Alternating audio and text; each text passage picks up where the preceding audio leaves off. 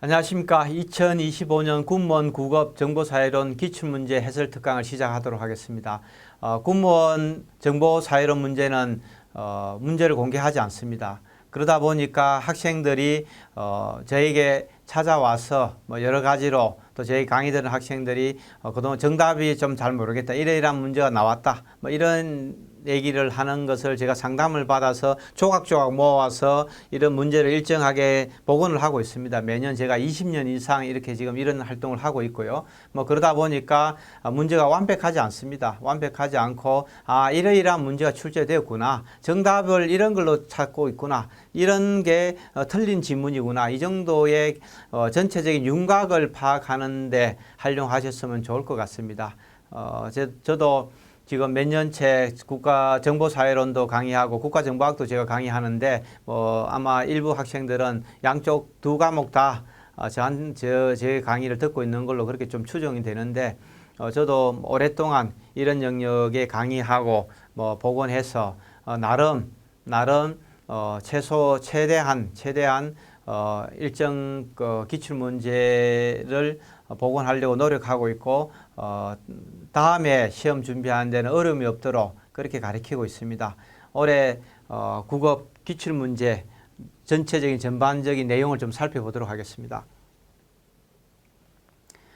정보사회 이해, 정보사회 영향, 정보기술과 정보사회 미래. 그래서 그동안에 그 정보사회론이란 책들이 약간 일정하게 나름 구성들을 갖고 있었지만, 제가 봤을 때는 정보사회 전반을 이해하는 부분과 정보사회가 다양한 영역, 개인과 국가와 사회에 어떤 영향을 미치고 있는지 이런 부분들, 그 다음에 어떤 그 정보사회에서 통역되고 있는 각종 미디어라든지 커뮤니케이션 기술이라든지 컴퓨터라든지 또 4차 산업혁명 기술들, 이런 부분, 그 다음에 어떤 기술적의 어떤 윤리적 기준, 이런 부분들은 정보기술과 정보사회의 미래, 이렇게 세 가지 큰 영역으로 구분해 본다면은 정보사회 이해가 10문제, 정보사회 영향이 6문제, 정보기술과 정보사회 미래가 9문제입니다. 최근 몇 년 동안 2016년 4차 산업혁명이라는 용어가 인더스트리 4.0이 처음으로 나오고 나서 특정 해에는 4차 산업혁명 관련 질문들이 상당히 많이 문제들이 출제가 되었었는데, 올해도 여지없이 상당히 제법 많은 문제가 출제됐다. 과거에서는 일정하게 커뮤니케이션 이론이라든지 이런 것들이 많이 출제되다가 최근 몇 년은 완전히 패러다임이 바뀌었다. 이렇게 좀 보시면 좋을 것 같습니다. 기출문제 풀이를 보도록 하겠습니다. 1번입니다. 클라우드 셰논의 정보 이론적 관점에 대한 설명을 적절하지 않은 것은 정보는 0과 1로 구성된 비트로 측정이 가능하다. 정보는 내용이나 질적인 측면과 행식적, 양적인 측면에서 정의했다. 정보를. 그래서 제가 정보 이론적 관점, 정보 사회론적 관점, 정치 경제학적 관점, 이렇게 세 가지를 계속 얘기를 드렸습니다. 그래서 정보 이론적 관점은 클라우드 셰논이라는 노버트 와이너, 모든 정보는 비트로 측정이 가능하다. 시그널, 신호 중심이다. 정보를 내용이나 질적 측면이 아니라 행식적, 양적 측면에서 정의한다.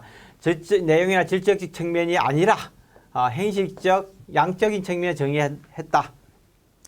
정보는 불확실성을 관리하기 위해 대량으로 생산한다. 정보는 에너지나 물질과 마찬가지 물리적 요소를 간주한다. 그래서 대량으로 생산하고 물리적 요소를 간주한다. 아마 그대로 지문이 나온 겁니다. 그대로. 참 신기할 정도로 이렇게 그대로 나왔습니다. 그래서 기본적으로 공부를 제 책을 읽었다면 틀릴 수 없는 문제죠. 클리블랜드, 톰슨, 라볼트, 해링턴, 로빈슨, 클라우드 셰논, 로버트 와이너, 이런 사람들, 제가 봤을 때 올해는, 내년에는 이제 이거 안 나오겠죠. 정보 사회론적 관점이라든지 정치 경제학적 관점에 가는 이런 문제들이 2026년에는 출제되지 않을까, 이렇게 좀 감히 예측을 해봅니다. 2번입니다. 기록에 대한 설명을 올바르지 않는 것은, 대통령 기록물은 뭡니까? 공개입니다. 원래는 공개하기로 했습니다. 일부 일정한 30년이면 30년 기간을 정해놓지만 일단 공개가 원칙입니다. 마이그레이션은 기술의 변화에 따라 전자기록을 다른 시스템에 이전하는 프로세스다. 이게 제가 진짜 많이 한 프로젝트 중에 하나인데요. 예를 들어서 뭐 기존에 있는 A라는 컴퓨터 뭐 예를 들면 그런 거죠. 뭐 텍스트를 갖고 있는 그 데이터를 메모장에 관리하고 있는 여러분의 자료를 메모장에 뭐 친구의 전화번호를 관리하는데 이걸 뭡니까? 엑셀로 옮긴다. 이런 걸 마이그레이션이라고 그럽니다. 엑셀로 컨트롤 C 딱 버리라는 거 이런 거 마이그레이션이라고 그러는데 전자기록물을 다른 시스템으로 이전하는 프로세스를 마이그레이션이라고 그럽니다. 그래서 옛날 시스템을 바꾸거나 이러면은 데이터베이스를 바꾸면 이거 마이그레이션 하는데 이런 걸 얘기합니다. 기록에 관한 국제표준 ISO 15489다. 전자기록 저장 매체를 전자 저장 매체를 이용해 관리한다. 그래서 뭐 제가 봤을 때는 이 문제에 대해서 아마 누구도 명확하게 뭐 강의를 많이 한 사람은 없을 겁니다. 저도 이 내용에 대해서는 강의를 거의 안 했습니다. 마이그레이션을 제가 가르쳐 본 적은 없습니다. 저는 알고 있는 내용이지만은 기록에 관한 국제표준이라든 전자기록 이런 부분에 대해서는 얘기가 많이 됐었는데 마이그레이션이라는 용어는 뭐 누구도 강의했을 가능성이 높지는 않다. 뭐 이렇게 보여집니다. 그렇지만은 대통령 기록물이라는 것 자체에 대해서는 워낙 많이 들었고 뭐 지난 정부에서 대통령의 어떤 정책적 이런 오류라든지 문제점을 처벌하기 위해서 대통령 기록관을 막 압수수색했다는 이런 아마 그 언론 보도는 많이 보셨을 겁니다. 뭐 그런 부분들에 대해서 조금만 관심이 있었으면은 이런 내용들을 문제를 풀 수 있지 않았나 이런 좀 생각도 들고요. 테오도로 셀렌버그라는 사람이 현용 기록, 준현용 기록, 뭐 비현용 기록 이런 얘기를 했었고 국가 기록관이라는 거 이런 얘기들 좀 이 부분들이 갖고 있었습니다. 그죠? 이 내용하고 좀 일정하게 좀 연관 대통령 기록물이라는 말만 좀 달랐지 국가 기록관에 이런 걸 관리합니다. 대통령 기록물도 국가 기록관으로 이관해서 관리하고 있기 때문에 뭐 이런 부분에 대해서 약간 조금 생각을 조금만 펼쳤으면은 뭐 나름 뭐 어렵지 않게 정답을 찾을 수 있는 그런 문제지 않나 이런 생각을 갖고 있습니다. 3번입니다. 정보에 대한 설명으로 올바르지 않는 것은 학술 정보는 가공 방법에 따라 1차 정보, 2차, 3차 정보를 구분한다. 그래서 정보는 시계열적으로 과거, 현재, 미래, 전달에 대해서 공적, 사적, 생성 및 가공의 1차, 2차, 3차, 조직 특성의 공식 정보, 비공식 정보, 뭐 정보의 분류 이거 열심히 강의 많이 했습니다. 1차 정보는 초록과 색인, 3차 정보는 교과서와 백과사전. 그래서 우리가 1차 정보는 논문, 1차 정보는 논문, 2차 정보는 초록과 색인, 3차 정보는 백과사전 뭐 이렇게 되어 있습니다. 그래서 이 부분에 2번이 틀렸습니다. 특정 목적에 따라 평가되지 않은 내용을 정보라고 한다. 전자기기의 발전으로 영상이나 음악을 전자매체로 전달할 수 있다. 뭐 이렇게 얘기를 하고 있습니다. 그죠? 뭐 이거는 여러분들이 이메일이나 USB 뭐 여러 가지로 뭐 USB라든지 이메일로 보낼 수도 있고 많습니다. 그죠? CD로 구워서 보낼 수도 있고 이런 거 다 가능합니다. 그죠? 이런 부분을 생각하시면 좋을 것 같습니다. 그래서 정보의 분류, 1차 정보, 2차 정보, 3차 정보, 행식지, 사물지 뭐 이런 것들에 대해서 얘기 나왔던 문제들입니다. 그죠? 이 부분도 자주 출제되는 부분 중에 하나다. 제가 강조를 많이 했었습니다. 4번입니다. 정보사의 특징에 대한 설명 올바르지 않는 것은 이것도 제가 열심히 강의했습니다. 엘빈 토플러라든지 조지 시멘트라든지 다니엘 벨이라든지 요네지 마츠다. 이런 사람들이 정보사회를 어떻게 정의를 했느냐. 그래서 제가 얘기 드린 거는 강의할 때 했던 거는 뭡니까? 사람 이름은 무시해라. 사람 이름 무시하고 정보사회와 산업사회, 정보사회와 산업사회의 특징이 뭔지만 비교 분석하면은 다 해결된다. 이렇게 얘기를 많이 했었고, 대량 생산, 대량 소비는 뭡니까? 산업사회 특징입니다. 산업사회. 그죠? 소품종 대량 생산, 소품종 대량 생산, 이런 얘기를 많이 했습니다. 대량 생산. 근데 뭡니까? 다품종. 정보사회가 되면 다품종으로 간다. 이런 얘기도 했었고요. 물질 소비 대신에 인간의 지적 창조가 중요해졌습니다. 그죠? 지식사회, 뭐 이런 것들. 정보의 창출과 이용이 중요합니다. 그래서 정보산업이라 이런 말도 많습니다. 정보산업. 그래서 IT 컴퓨터라 인터넷, 그런 디지털 콘텐츠 이런 부분에 대한 게 중요한 사회입니다. 서비스 산업이나 지식 노동이 핵심이다. 이런 얘기를 하고 있습니다. 엘빈 토플러 그래서 산업사회와 정보사회의 비교들 계속 얘기 많이 나왔습니다. 다극화, 협동생산, 자율성, 뭐 어떻고 저떻고 뭐 이런 얘기를 많이 나왔습니다. 이 부분들 반드시 알고 가야 됩니다. 아마 내년에도 이런 유형 문제는 꼭 출제될 것으로 이렇게 예상됩니다. 5번입니다. 서비스 사회를 설명한 학자와 저서로 올바된 거는 제가 이것도 서비스 사회 뭐 유료 사회 서비스 사회 뭐 오만 얘기들 다 했습니다. 종류별로 쭉 다 설명 많이 했었는데 물자의 생산이 경제활동 중심의 산업사회에 비해 지식, 정보 등 비물질적 편익의 생산이 중심이 되는 사회. 그래서 프라스티에의 20세기 이래한 희망, 리스먼, 여가사회, 아미타이 에치오니 활동사회, 피트 드러크는 노동시장의 사회적 변화가 발생된다. 그래서 뭐 50년 내에 완전 고용이 가능하다 주장하는 사람이 스피라, 시프라, 프라스티에 뭐 이런 얘기를 했는데 뭐 이게 정답입니다. 그죠? 그래서 이것도 뭐 제가 봤을 때는 조금 난이도가 있다. 그렇지만 중정도다. 전혀 뭐 황당한 문제는 아니다. 이렇게 좀 평가할 수 있을 것 같습니다. 6번입니다. 다음 설명에 해당하는 용어는 뭐 이 문제도 제가 봤을 때는 중정도 되는데 아마 누구도 이 용어에 대해서 구체적으로 강의를 하기는 쉽지는 않았던 내용이지만 일반적으로 요즘 너무 많이 쓰는 단어들입니다. 너무 많이 쓰는 단어.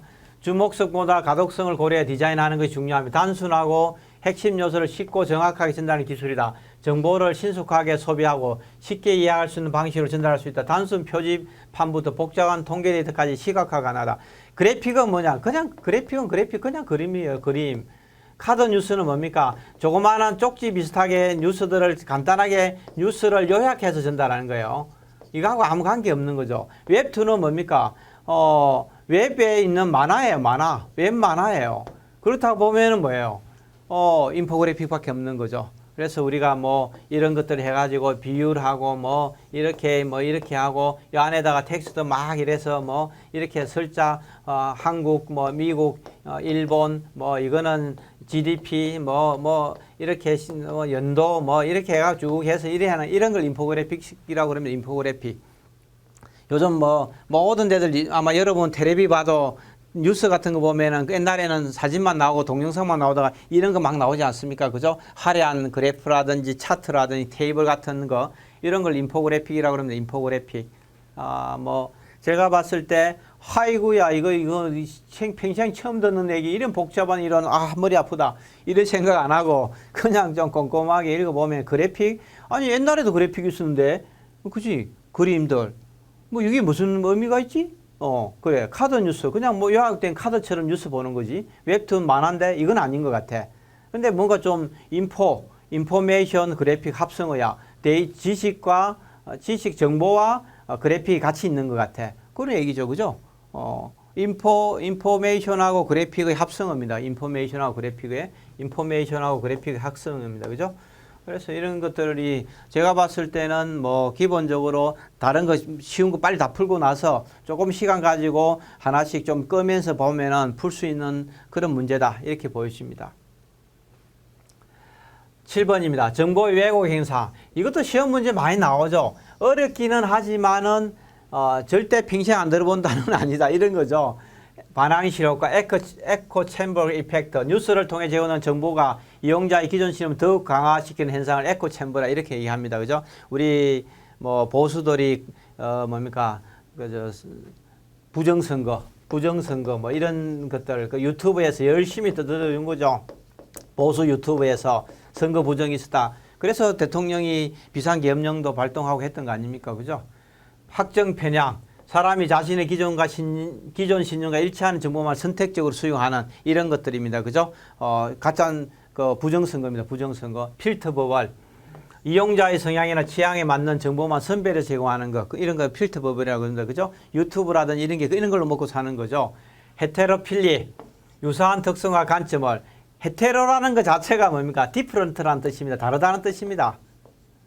호모라는 것은 뭡니까? 유사하다는 뜻입니다. 그래서 우리가 호모필리와 헤테로필리라는 말이 있습니다.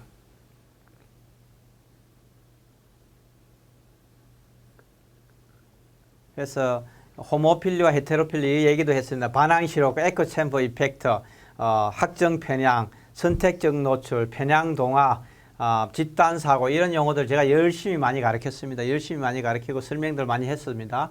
뭐 이런 부분을 보시면 좋을 것 같습니다. 다 나와 있는 내용들입니다. 8번입니다. 마샬 맥루한의 한미디어와 쿨미디어 이것도 많이 얘기했습니다. 행식지와 사실지 뭐 이런 것부터 시작해서 한미디어와 쿨미디어 이것도 많이 얘기했습니다. 그죠? 시간 편향적 미디어와 공간 편향적 미디어 헤럴드 이니스와 맥루한의 한미디어와 쿨미디어 이런 내용들 뭐 한미디어에 대한 종류 쿨미디어의 종류들 이거 뭐 너무 많이 얘기해서 입이 아플 정도입니다. 한미디어는 특정 감각을 확장시키고 사진이나 영화고 쿨미디어는 정보량이 부족하고 불명합니다. 책은 한미디어가 아니라 뭡니까? 쿨미디어입니다.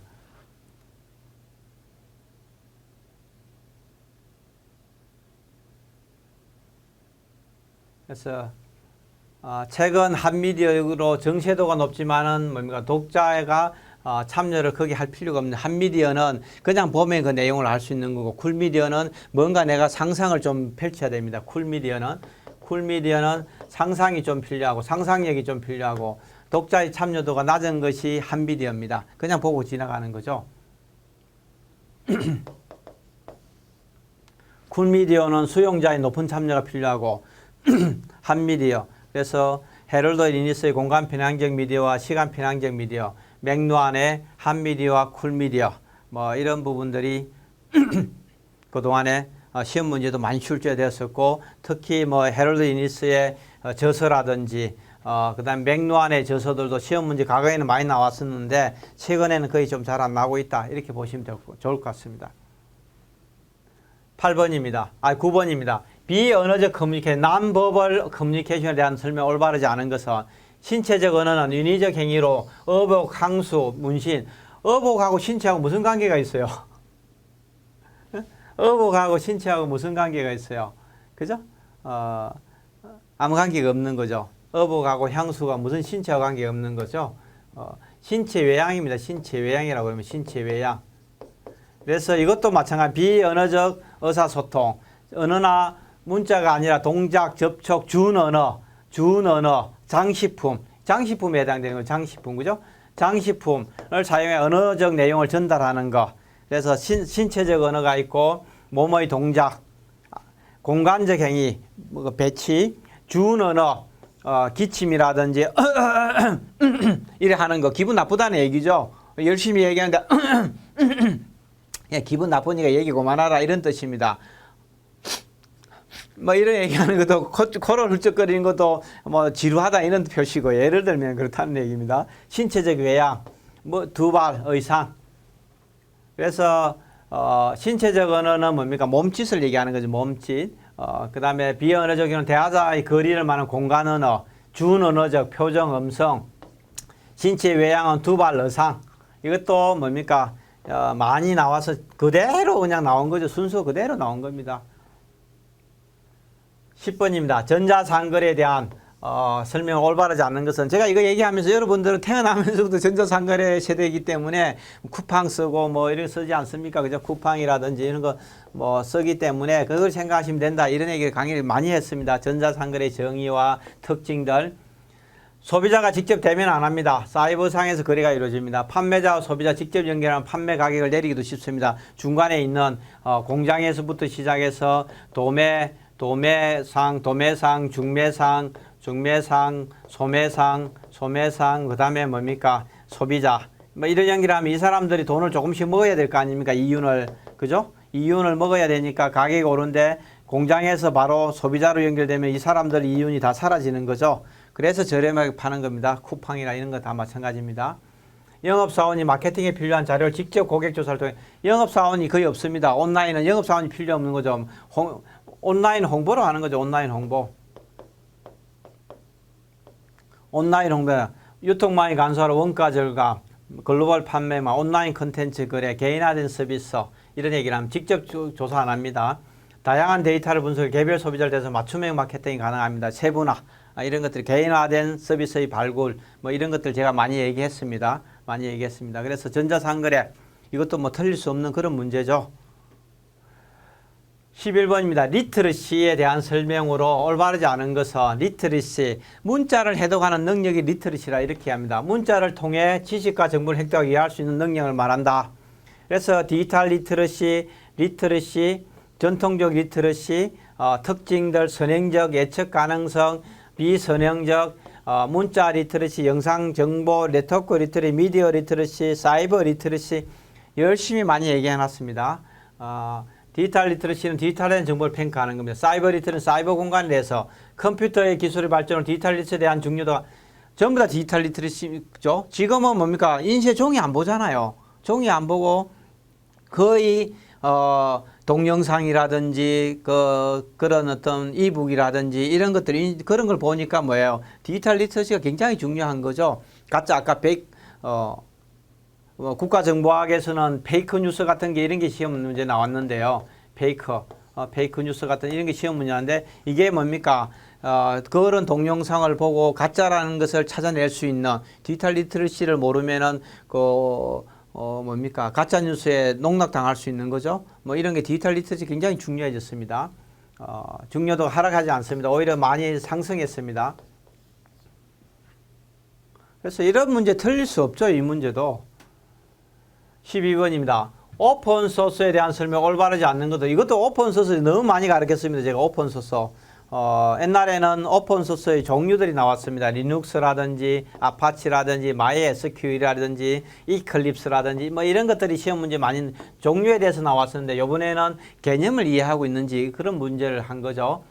오픈소스 운동은 자유 소프트웨어 운동과 달리 같다는 겁니다. 영역이하고의 참여를 제한하지 않습니다. 일단 다 같습니다. 오픈소스도 그리고 자유 소프트웨어 운동도 영역기업 들어와도 상관없습니다. 무상으로 공개합니다. 소스 코드를 공개해 누구나 자유롭게 사용, 수정한다. 커뮤니티 기반의 협업을 합니다. 그죠? 커뮤니티 기반 협업을 하고 개인이나 집단을 차별하지 않습니다. 소프트웨어를 판매하거나 무상 배포하는 것을 제한하지도 않습니다. 그래서 리눅스 커널이라든지 리눅스라든지 아파치, MySQL, 이클립스 뭐 이런 것도 오픈소스 이것도 이게 많이 가르쳤기 때문에 시험 틀릴 수가 없는 거죠. 자유 소프트웨어 운동 리차드 스톨만 얘기했습니다. 리차드 스톨만 그죠? 자유 소프트웨어 운동 리눅스 이 얘기들 열심히 하고 이거 부분도 옛날에 시험 문제 좀 나왔었는데 올해는 오픈소스에 대해서 시험 문제 나온 거죠. 오픈 액세스에 대한 오픈 액세스 접근한다는 뜻입니다. 오픈은 접근을 뭡니까? 오픈했다. 오픈 액세스 접근을 뭡니까? 누구나 할 수 있도록 제한하지 않는다. 제한하지 않는다. 이런 뜻이라고 보면 될 것 같습니다. 그러면은 크리에이티브 커먼스 라이선스 누구나 뭡니까? 창조물을 공유할 수 있다 이런 뜻입니다. 커먼스 라이선스를 따르면 전통적인 종이 학술 집합 모든 형태의 학술 저작물에 적용된다. 저작자의 비용 부담, 이용자의 무료 접근, 시공간을 초월한 접근, 저자의 저작권 보유 등의 구조를 가진다. OA 리포지터리 목록을 구축해 학술 정보를 공유하며 오픈 DOAR과 ROAR이 대표적이다. BOAI는 OA를 실현하기 위한 전략적으로 셀프 아이카빙과 그 다음에 오픈 액세스 저널 그린 OA 출판을 제시한다. 이런 얘기들을 했는데 일단 셀프 아카이빙하고 그린 오픈 액세스는 같은 말입니다. 그린 오픈 액세스 그러니까 그린 오픈 액세스와 셀프 아카이라는 말이 그린 오픈 액세스라는 용어입니다. 그래서 저자의 원고 버전을 기관 리포지토리에 업로드하고 모든 사람이 자유롭게 액세스할 수 있는 이런 것입니다. CCL이야 커먼 라이선스라 이런 게 있는데 CL이 CL이 뜻입니다. CCL 크리에이티브 커먼스 라이선스 CCL입니다. CCL 이 부분에 대해서 우리가 좀 이 부분 얘기를 했습니다. 그죠? CCL의 정의 전에는 시험 문제가 이런 뭡니까? 저작물을 공유하고 저작자를 표시해 비영리 2차 변경 금지, 동일 조건 변경 허락 이런 것들이 시험 문제 쭉 나왔었는데 이런 것들을 이런 로고가 표시하는 내용을 알고 있는가 이런 게 나왔는데 올해는 오픈 액세스라는 거에 대해서 시험 문제를 좀 출시했다. CCL이죠. CCL. 뭐 그런 부분이라 이렇게 생각하고 조금 더 좀 더 깊이가 아마 이 부분은 OS 리포지토리와 뭐 이 부분이 조금 더 들어갔는데 뭐 약간 제가 봤을 때 이거는 좀 생각보다 조금 뭐 난이도가 상 정도 되는 문제다. 상. 이 문제는 뭐 틀려도 그렇게 뭐 그렇게 욕을 먹는 그런 문제는 아니다. 이렇게 좀 생각은 듭니다. 14번입니다. 저작권에 대한 설명 올바르지 않는 것은 헌법 법률 등도 저작권을 보호받지 않으면 누구나 쓸 수 있습니다. 저작권은 저작자 사망 후 70년 동안입니다. 옛날에 50년에서 20년 더 추가 늘어났습니다. 저작 인격권, 저작 인적권까지 합니다. 문학과 예술 등에 속하는 창작물에 부여합니다. 그래서 인간의 사상이나 감정을 표현하는 창작물이 저작권입니다. 저작권에 관련된 건 저작물이 됩니다. 1차 저작물과 2차 저작물이 있고 저작자는 누군지, 저작 인격권과 저작 인적권이라는 게 뭔지, 저작 인격권은 공표, 성명 표시, 동일성 유지, 일신 전속성. 이 부분들이 시험 문제 계속 나왔었는데 올해는 그냥 뭐 좀 쉽게 문제를 낸 거죠. 좀 쉽게 문제를 냈다 이렇게 보시면 될 것 같습니다. 15번입니다. 오픈 사이언스에 대한 설명을 올바르지 않은 것은 이 부분은 저도 가르치지 않았습니다. 저는 뭐 제가 제 책에는 없는 내용입니다. 제 책에는 없는 내용이고 오픈 사이언스, 오픈 액세스, 오픈 이런 거 오픈 액세스, 오픈 소스 뭐 이런 것도 오픈이라는 영어로 보니까 과학에 관련된 내용들을 누구나 접근할 수 있도록 하는 것 같다. 이런 생각하는 거죠. 온라인상에 배포되는 공적 연구 결과물을 투명하게 사용할 수 있도록 하는 정책이다. 국립중앙도서관은 저작권 안내 시스템을 통해 공개하고 있다.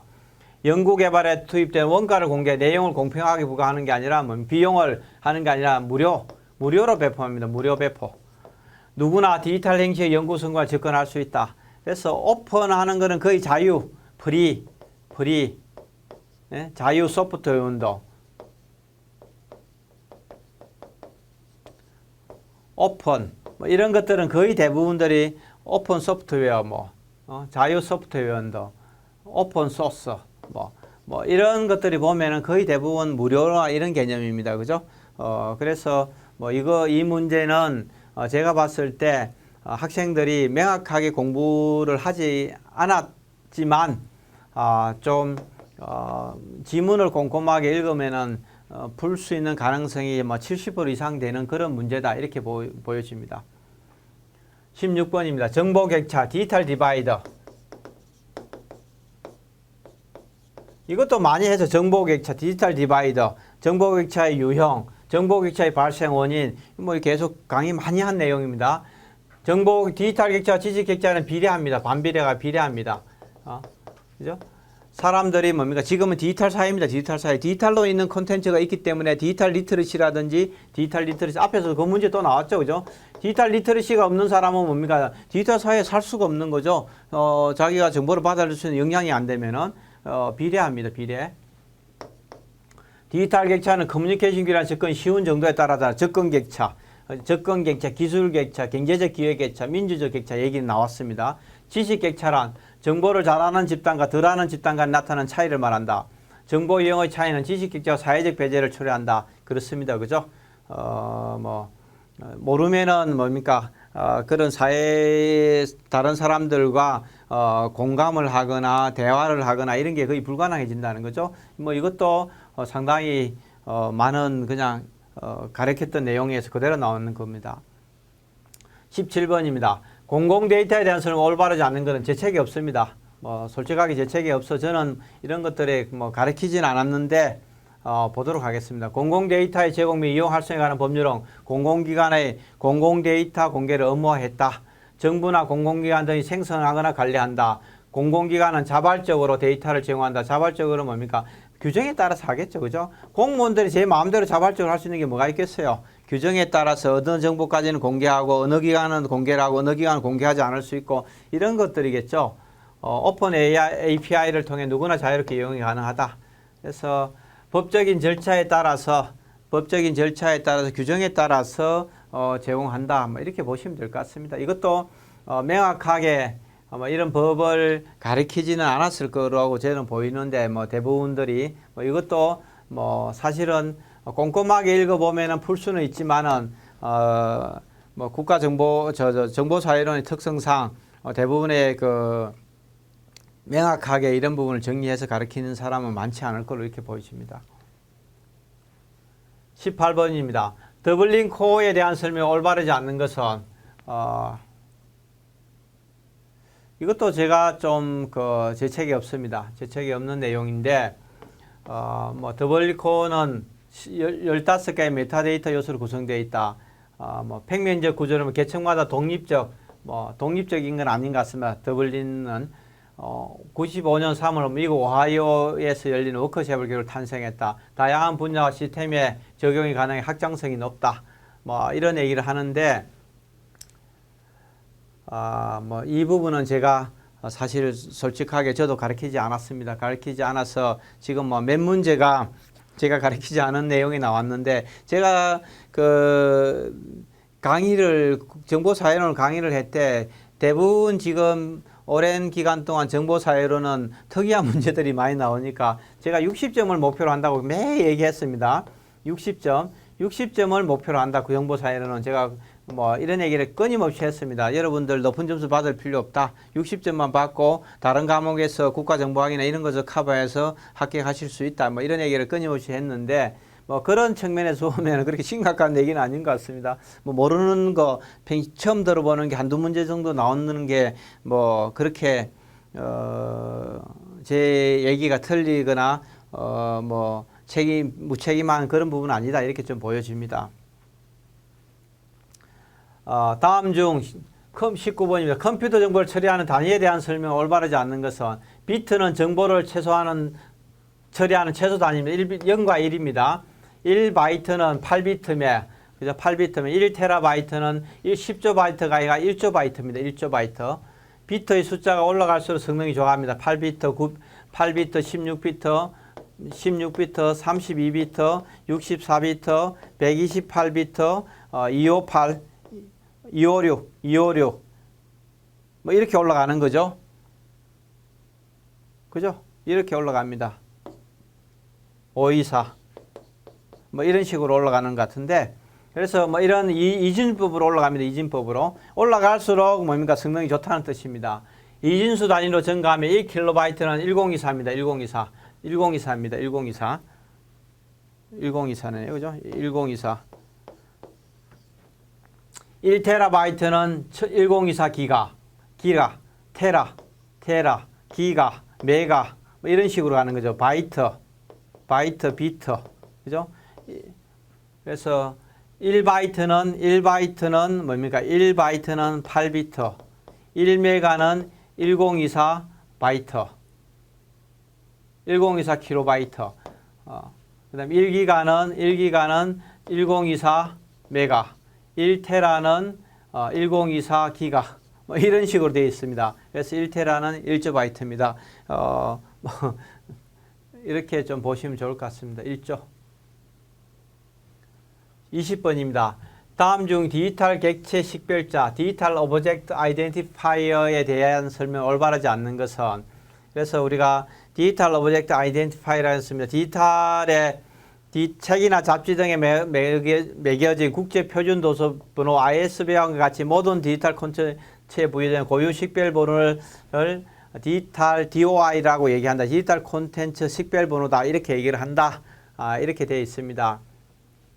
콘텐츠는 고유 식별 번호고 메타스키마를 활용한 상호 운용성을 고려했고 URL에 비해서 영구적입니다. URL은 뭡니까? 주소가 바뀌면은 가끔씩 우리가 링크가 있는데 검색해서 링크가 있는데 들어가면은 뭡니까? 존재하지 않는 페이지입니다. 이리 나오지 않아요. 그죠? 그러니까 그 서버가 옮기거나 IP 주소가 바뀌면은 뭡니까? URL은 사라지는데 DOI는 뭐예요? 그 ISBN처럼 영구히 부여되는 그런 번호이기 때문에 사라지지 않는다는 겁니다. 항상 검색하면 그대로 있다는 얘기입니다. 그래서 20번입니다. 20번은 1번이 답입니다.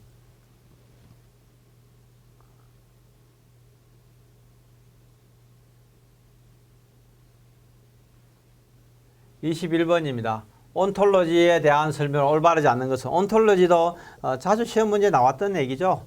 자주 시험 문제 나와서 많이 가르쳤습니다. 뭐 온톨로지의 역사라든지 구성 요소, 사용되는 언어들, 뭐 적용 분야, 뭐 이런 부분들이 그동안 시험 문제 쭉 나왔었는데 클래스, 인스턴트, 속성, 관계 이런 걸로 구성되어 있습니다. 릴레이션, 프로퍼티.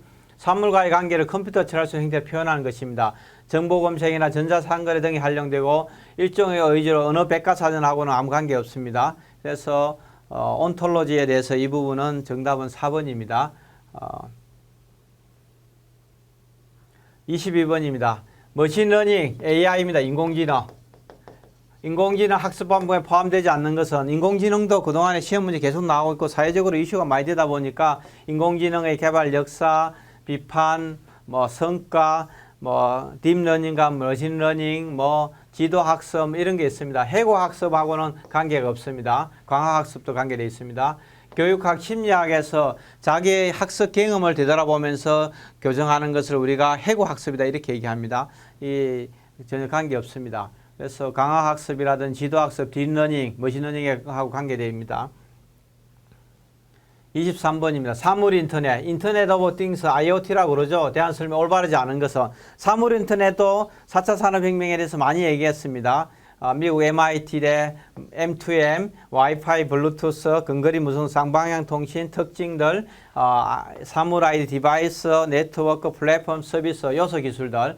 그래서 다양한 사물이 센서와 네트워크를 통해 연결됩니다. 사물과 사물, 사물과 사물, 사람이 쌍방향으로 연결됩니다. M2M의 개념에서 확장된 겁니다. 사물이 서로 인터넷으로 연결되어 구현이 인터넷을 연결 안 돼도 사물끼리 통신하면 괜찮습니다. 사물끼리 인터넷이 연결이 안 돼도 사물끼리 통신만 하면 됩니다. 사물끼리 통신만 무선 통신만 하면은 괜찮은 게 사물 인터넷입니다. 꼭 반드시 인터넷으로 연결돼야 되는 것은 아니다. 뭐 일정하게 이 부분도 좀 오해가 있을 수 있는데 제가 봤을 때는 기본적으로 반드시 인터넷에 연결돼야 구현이 가능한 것은 아니다. 이렇게 좀 보여집니다.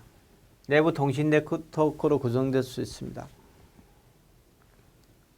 24번입니다. 다음 내용을 설명한 용어로 가장 적절한 것은 인공지능이 학습 데이터에 잘못된 패턴을 학습하거나 기존 학습 데이터에 없는 정보를 생산하기 위해 발생한 오류를 말한다. 환각 현상을 뜻하는 말로 의료, 법률, 금융 등의 치명적인 위협으로 작용할 수 있다. 그래서 뭐 할루네이션이라는 것 자체가 환각이나 할루 뭐 이런 게 환각이나 이런 뜻이고 할로 이펙트는 뭡니까? 채찍처럼 뜨지만 휭 소리 나면 사람들이 공포해지는 이런 할로 이펙트. 밴드웨건 효과는 뭡니까? 그 마차에 악단이 그 복치고 장구치고 아마 애들이 그 띠에 따라다니는 이런 거 밴드 효과, 사람들이 관심을 가지는 거. 나비 효과, 뭡니까? 나비가 미국에서 나비가 날개짓을 하면은 한국에 도착하면 태풍으로 바뀐다. 이런 걸 나비 효과라는 거야. 처음에는 미약하지만 일정한 거리를 계속하면서 영향력이 전폭되는 거. 이런 걸 버터플라이 이펙트를 이렇게 얘기합니다. 그래서 할로 이펙트나 헬로 이펙트든 밴드웨건 효과든 나비 효과라는 이런 용어들은 너무 유명한 어떤 단어들입니다.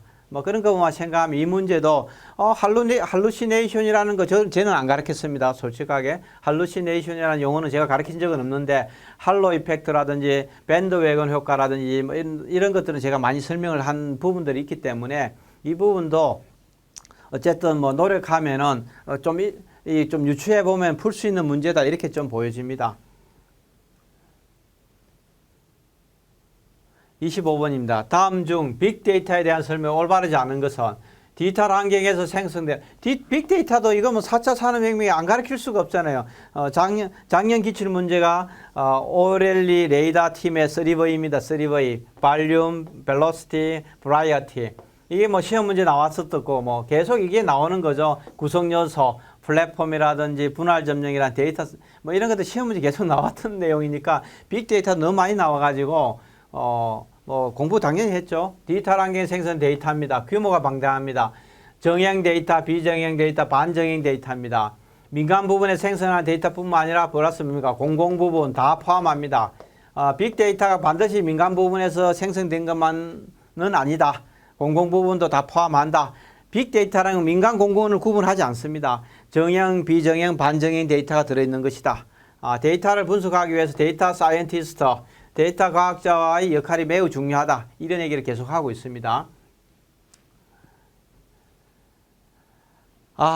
뭐 올해 그 정보사회론 국어 문제는 제가 봤을 때는 기본적으로 뭐 4개 정도 틀리면은 괜찮게 본 그런 성적이다 이렇게 좀 보여집니다. 제 책에서 거의 다 거의 그대로 내용들이 나온 문제들도 다수가 있고요. 거의 대다수가 그런 부분들이고 대부분의 용어들은 제가 다 가르쳤고 일부 부분들 안 가르친 뭐 할루시네이션 같은 인공지능의 그 환각 효과 같은 이런 부분들은 뭐 제가 봤을 때 다른 용어가 이미 알려진 용어이기 때문에 풀 수 있는 문제라든지 또 일정한 그 공공 데이터 같은 이런 부분들은 뭐 그냥 꼼꼼하게 읽어보면은 정답을 맞출 확률이 상당히 높은 그런 유형의 문제다 이렇게 좀 보여집니다. 그래서 뭐 제가 봤을 때는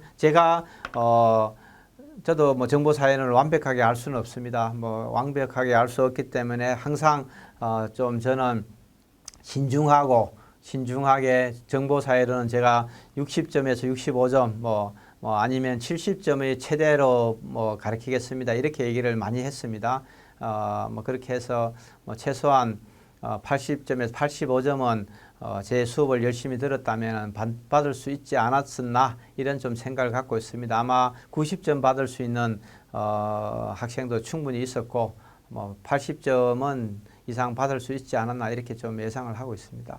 그래서 뭐 내년에도 이런 관련된 부분들 가지고 또 꾸준하게 열심히 강의하고 여러분들이 꼭 합격하실 수 있도록 다양한 부분을 좀 더 가르쳐 드리도록 노력하겠습니다. 저도 정보사회로는 출제 범위를 예측하기 어렵기 때문에 그렇다 해서 여러분들한테 무한정으로 제가 책임지지 않으려고 욕먹지 않으려고 모든 세상에 있는 모든 내용들을 다 가르쳐 드릴 수는 없습니다. 시간 투입 대비 효율성을 볼 수밖에 없는 거고 그렇다면은 그동안에 한 20여 년 동안에 많이 출제됐던 문제 반드시 알아야 되는 이슈들, 단어들, 개념들 이런 부분들을 가지고 공부를 하고 내가 기본 베이스만 탄탄하다면은 어느 정도 문제의 지문을 읽고 추론하고 분석하고 해석해서 맞출 수 있는 그런 문제들, 그런 역량을 키워드리는 게 강사의 자세고 강사의 의무고 강사의 역할이다 이렇게 좀 보여집니다. 뭐 그런 부분에서 제가 열심히 노력해서 여러분들이 충분히 합격할 수 있는 그런 실력을 배양시키도록 올해도 그렇게 노력하도록 하겠습니다. 2025년 군무원 국어 정보사회론 문제풀이 강의는 여기서 마치도록 하겠습니다.